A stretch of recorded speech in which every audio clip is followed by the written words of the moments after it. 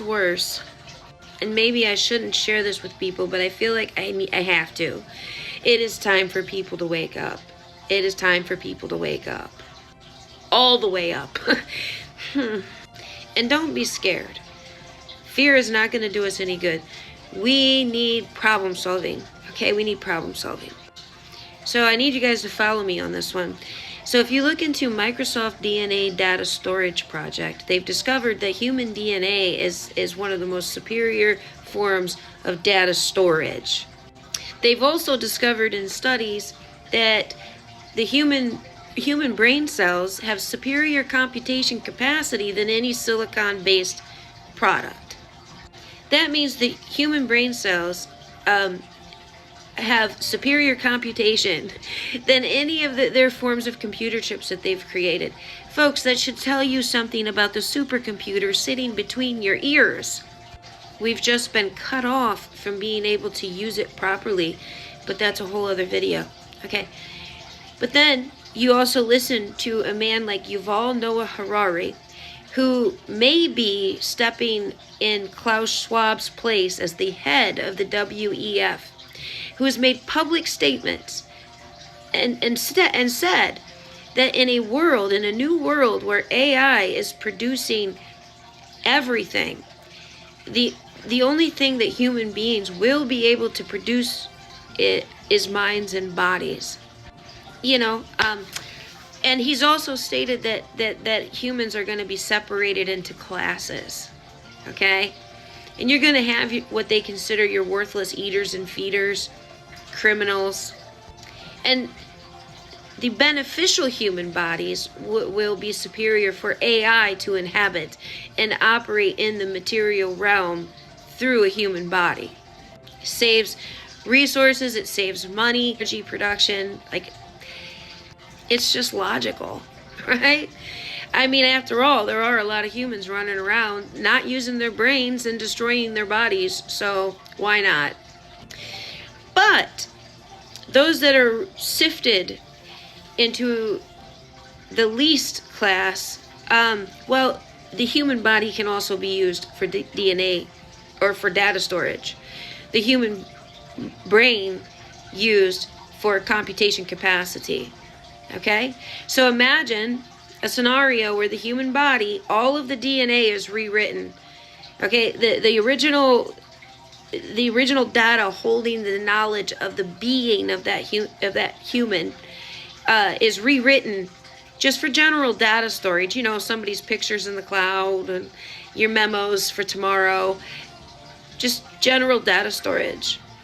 The human mind used for computation capacity. I mean, a building full of human bodies would be far more efficient than these mega data centers guzzling up water and energy. It would be a solution to the problem that they're creating. But here's the really sick part. Because the DNA can be completely rewritten, but just enough of it can be allowed to remain that allows the body to remain alive and the consciousness to remain functioning within that human body, but unable to experience anything because the DNA has been rewritten, right? So human consciousness trapped in a body. They cannot see, they cannot touch, they cannot taste, they cannot feel, they cannot hear, just alive and aware of being alive and unable to participate in life at all. The abyss. It's just black. And you're conscious. Because the human soul, in a heightened state of misery, produces a large amount of energy. So then the body can also be harvested for energy production. Energy production, computation capacity, and data storage. Scripture tells us there will be some that long for death and it will not come. So there is a lot worse things than death. But at the same time, If people would only fully wake up to the agenda, stop playing these divisive games, stop buying into the politics and the hate of your neighbor and the division on every single level, and start coming together to create something better. Okay, is it really that scary to go back to the DMV and tell them you want a normal driver's license? Is it really that scary to do your best to demand that information be voided? Is it really that scary to start going up against these corrupt politicians? It's best to use law and do it through the courts, but is it really that scary to start cleaning house? Is it really that scary to start coming together and focusing on the real problem, which is these mega wealthy billionaires and trillionaires that are ruling or that are controlling the world? Is it really that scary that we start focusing on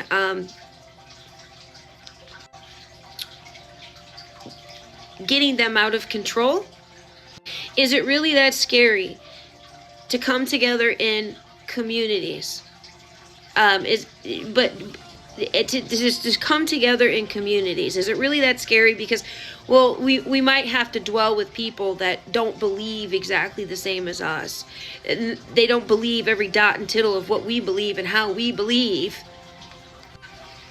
Is it really that scary to get the smart devices out of your home, to stand against these data centers being built, to stand against these agendas being carried forth? Is it too scary to wake up fully? Or just remain asleep or remain half asleep? Remain stuck in false beliefs, false ideas of how things are going to be carried out, false concepts of what things mean and how things are? Is it too scary to let go of those things, face reality, and let's start solving some problems? Because we do have the ability to hold the image of God in us and steer ourselves in a better direction. Don't think we can spare everybody, but we can pray for them. We can pray for them. We can pray that the Most High conducts another rescue mission. Okay? And we should be praying for that. Why, y'all, we are coming together to solve these problems, break free of these control systems, stop feeding this beast, learn how to operate without a monetary system, value our fellow man and their life energy, which has always been the value behind every single form of currency. Currency is just a medium of exchange based upon the life energy that somebody put into a task. We can choose to simply value the life energy without the medium of exchange. And God has given us everything that we need. Literally. He's given us his law, which navigates us through all of this like a roadmap. He's given us the personal example through Jesus Christ, which we should be fulfilling to the best of our ability. He's given us his superior trust law, which literally stands above all of these systems of power, including your governmental systems of power. Instead of calling that nonsense and conspiracy, is it too much just to start learning it and operating in it? I mean, folks, not you guys. You guys are amazing. To the rest of the folks, we are in a precipice of no return. This is what you're handing your children and your grandchildren. I mean, is it too scary just to stop feeding your children the BS of getting a job, work hard, pay your bills, pay your debt, get an education, which is nothing but a debt scam? Pull them out of all of that and start creating at least family communities. Now, they might be judged by their peers. Who cares? Who cares? Because the reality that our young people will know, probably even us, is the reality that I just previously explained. That could be the form of punishment. You better toe the line. You better do everything they tell you. I mean, they're already building camps and making criminals out of everyone. They're just testing the waters. They're just getting people used to calling someone a criminal, and everyone's okay with it. Yo,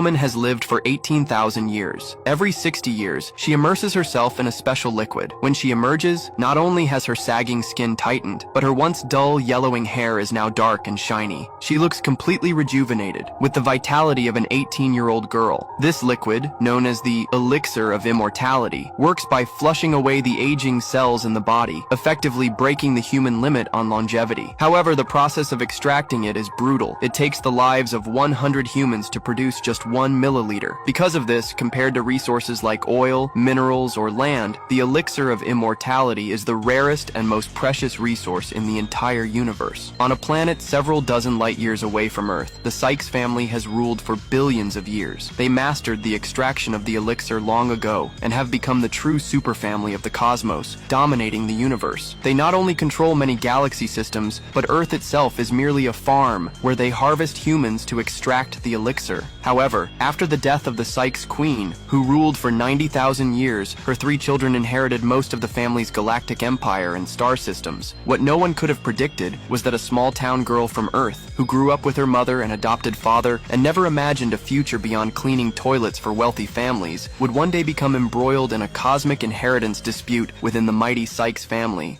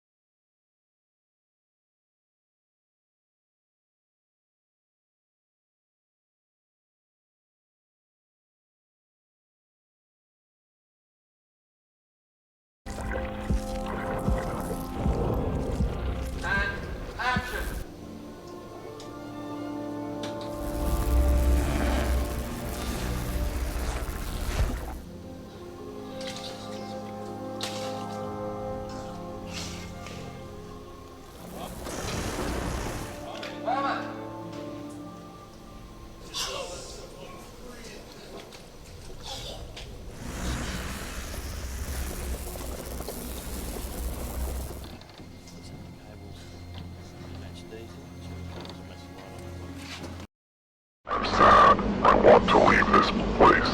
How can I get out? Well, it's around here.